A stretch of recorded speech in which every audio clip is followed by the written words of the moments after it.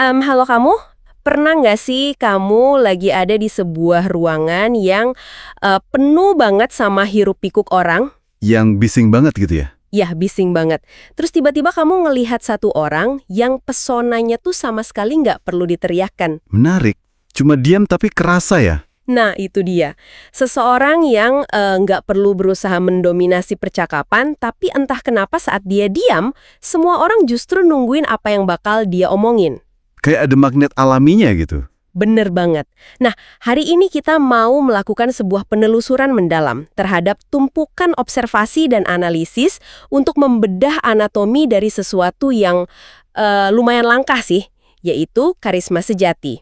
Ini topik yang sering banget disalahpahami sebenarnya. Makanya untuk bikin pembahasan kita ini jadi lebih nyata, kita bakal ngebedah satu studi kasus yang sangat fenomenal. Oke, kita pakai studi kasus siapa nih hari ini? Kita bakal menganalisis sosok aktor Arya Saloka secara spesifik ya, melalui perannya yang sangat ikonis sebagai Aldebaran di Ikatan Cinta.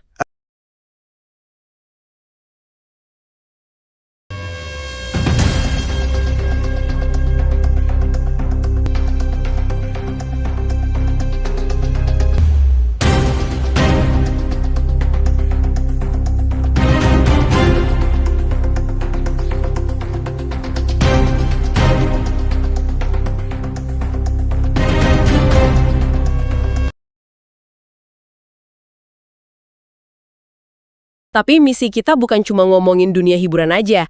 Kita mau lihat gimana kehidupan nyatanya dia itu mengonfirmasi apa yang audiens lihat di layar kaca. Oke, mari kita bedah ini. Mengupas fenomena ini tuh sungguh sebuah latihan psikologis yang menarik banget sih. Kita kan seringnya pakai kata karisma ini secara longgar. Kayak nganggap itu bawaan lahir gitu kan? Betul. Dianggapnya bawaan lahir atau semacam kemampuan magis buat memanipulasi perhatian publik. Padahal, kalau kita telaah tumpukan analisis dari sumber kita hari ini, karisma sejati justru lahir ketika seseorang berhenti berusaha terlalu keras buat diperhatiin. Berhenti berusaha terlalu keras ya.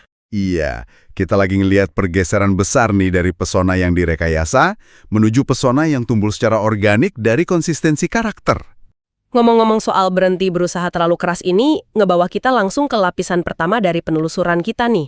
Mari kita omongin gimana sebuah peran fiksi bisa bertransformasi jadi identitas yang hidup di benak publik. Terutama di industri hiburan kita ya. Nah, itu dia. Di televisi kita kan rasanya kayak ada rumus tak tertulis gitu loh.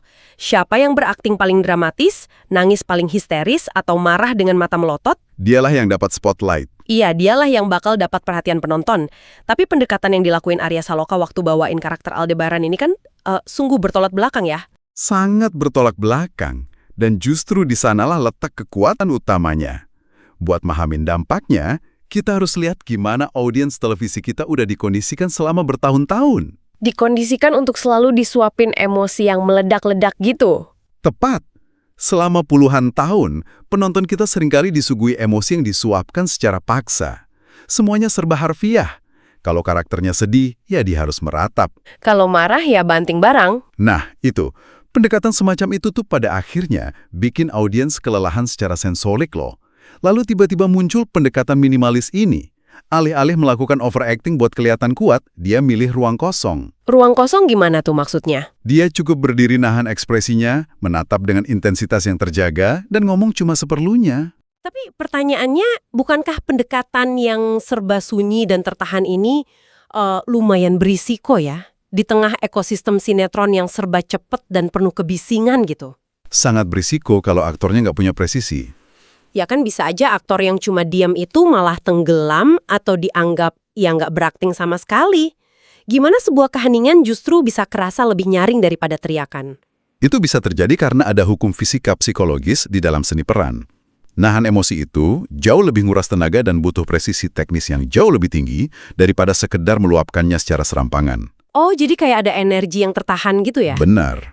Saat aktor milih buat diem dengan emosi yang tertahan di balik matanya, wajahnya itu bertindak sebagai kanvas yang mancing rasa penasaran. Penonton masa kini itu luar biasa cerdas dan observan loh. Mereka nggak mau disuapin terus? Betul. Ketika mereka lihat karakter yang nahan kata-katanya, secara nggak sadar otak penonton didorong buat bekerja.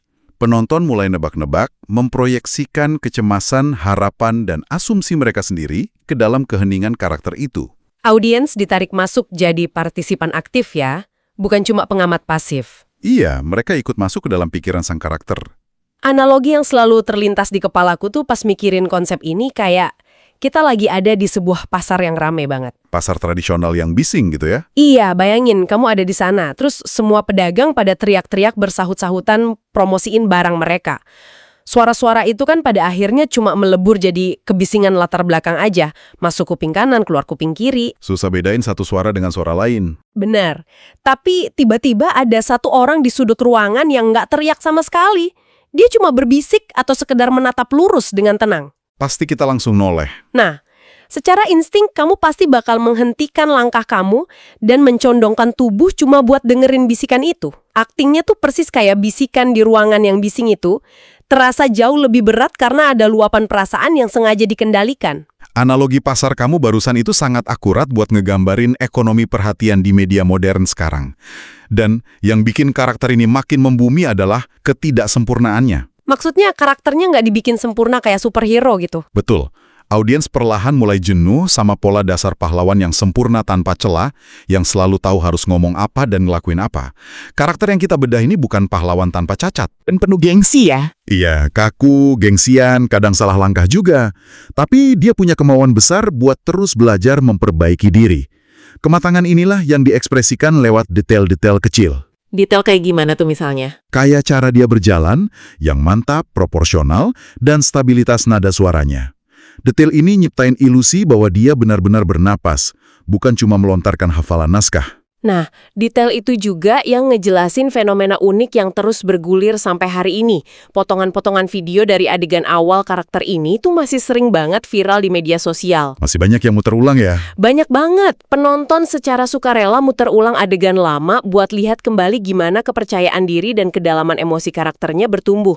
Mereka nggak lagi memperlakukan karakter ini sebagai tulisan dua dimensi di naskah. Karakter itu kerasa real di benak mereka. Real banget. Tiap kali dia muncul di layar, kehadirannya punya bobot yang bikin penonton ngerasa bahwa sesuatu yang signifikan bakal segera terjadi. Fenomena viralnya lagi potongan adegan lama itu adalah bukti dari apa yang di psikologi kita sebut sebagai hubungan parasosial yang sangat kuat. Hubungan parasosial itu yang sepihak itu ya? Betul. Terjadi ketika audiens ngerasa punya kedekatan emosional sepihak dengan figur publik atau karakter fiksi. Mereka merasa kenal tokoh ini secara intim. Padahal tokohnya nggak kenal mereka. Ya, tapi kita juga tahu kalau hubungan parasosial ini sangatlah rapuh. Di era digital saat ini, ilusi kekaguman pada seorang figur di layar bisa hancur berkeping-keping dalam hitungan detik. Terutama kalau ketahuan aslinya beda ya. Tepat. Kalau audiens menemukan persona aslinya di dunia nyata bertolak belakang, ilusinya langsung hancur. Nah, disinilah bagian yang sangat menarik dan ngebawa kita ke transisi krusial di diskusi kita. Kita semua pasti pernah ngerasain ya kan? Mengagumi seorang aktor karena perannya yang begitu karismatik dan bijaksana. Lalu besoknya ada skandal. Iya, besoknya baca kabar kalau aktor itu ternyata arogan banget ngebentak kru di lokasi syuting atau cuek sama penggemar. Ilusi itu seketika hancur dan kita otomatis ngerasa tertipu. Secara psikologis, hancurnya ilusi itu nyiptain apa yang disebut disonansi kognitif. Disonansi kognitif. Boleh dijelasin sedikit buat pendengar kita? Otak kita ngerasa sangat nggak nyaman ketika dihadapkan pada dua realitas yang saling berbenturan. Citra heroik di layar berbenturan dengan realitas sikap yang buruk di belakang layar. Bikin kita denial kadang ya? Benar. Apalagi dalam industri produksi televisi harian yang jam kerjanya bisa mencapai 24 jam non-stop, tingkat stresnya tuh sangat nggak masuk akal. Pasti capek banget secara fisik dan mental. Sangat. Dan dalam kondisi kelelahan ekstrim kayak gitu, menjaga topeng kepura-puraan sebagai orang baik adalah sesuatu yang mustahil. Kalau pada dasarnya kamu bukan orang yang peduli sama orang lain, sifat aslimu yang egois pasti bakal terespos. Nah, justru disinilah lapisan informasi dari balik layar produksi Ikatan Cinta ini jadi kepingan puzzle yang menyempurnakan gambar besarnya. Apa yang sumber kita catat soal itu? Bukannya nemuin sifat asli yang negatif, catatan observasi justru nunjukin kebiasaan sehari-hari yang memvalidasi pesona tenangnya.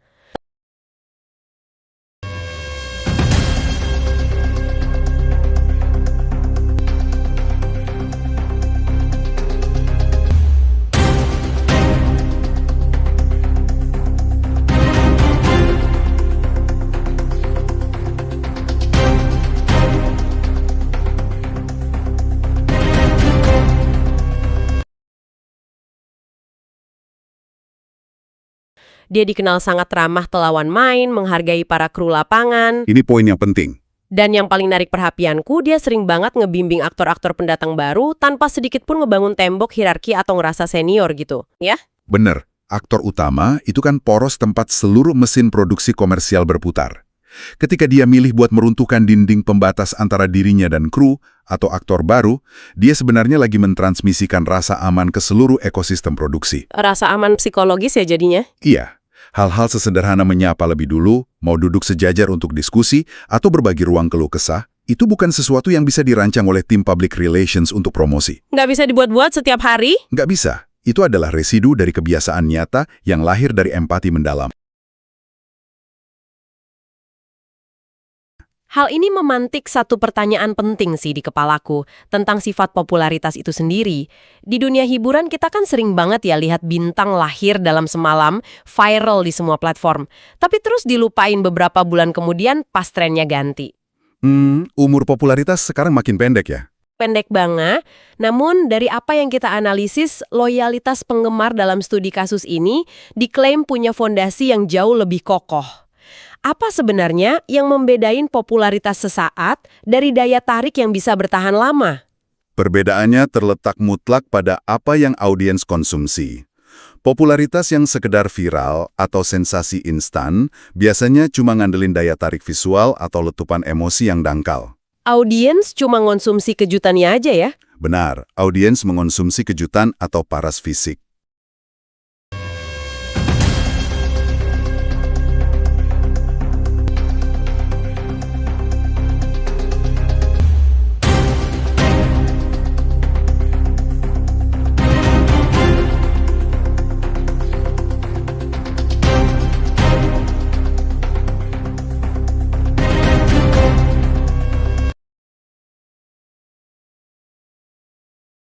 Mari kita lakukan ringkasan cepat dari perjalanan penelusuran ini. Silakan. Kita telah melihat bagaimana sebuah peran fiksi bisa menjadi hidup melalui keheningan yang tepat.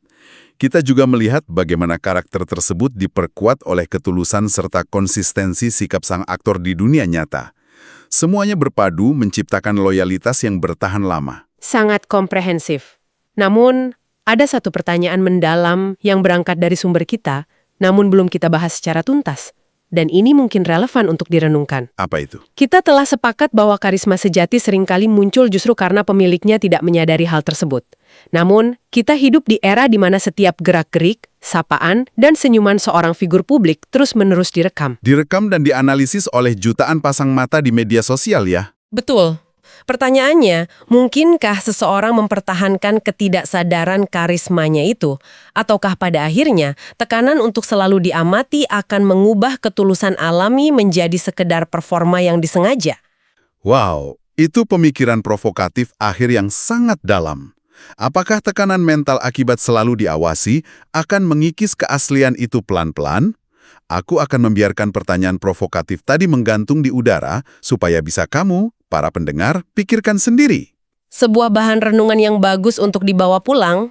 Terima kasih banyak sudah menemani penelusuran mendalam kita hari ini. Semoga obrolan ini mengajak kamu untuk terus mencari momen aha dalam kehidupan sehari-hari dan belajar tentang kekuatan sebuah ketulusan. Sampai jumpa di penelusuran mendalam kita berikutnya.